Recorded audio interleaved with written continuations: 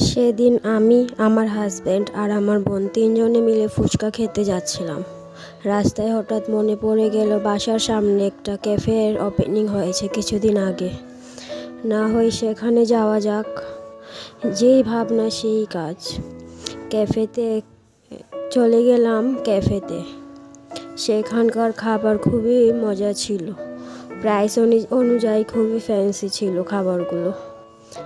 আহা, ক্যাফের নাম তো বলেই নাই, B2S ছিল ক্যাফের নাম।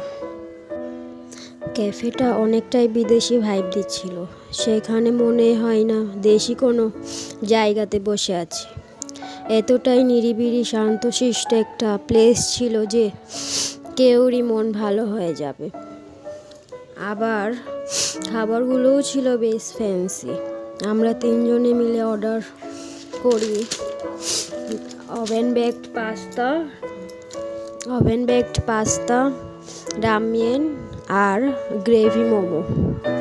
সবগুলো খাবারই ছিল টেস্টি। আর হ্যাঁ, তাদের মেনুতে প্রায় সব খাবারগুলোই 250 টাকার মধ্যে ছিল। তারা একদম গরম গরম খাবার সার্ভ করে, একদম ফ্রেশ রান্না করা খাবার।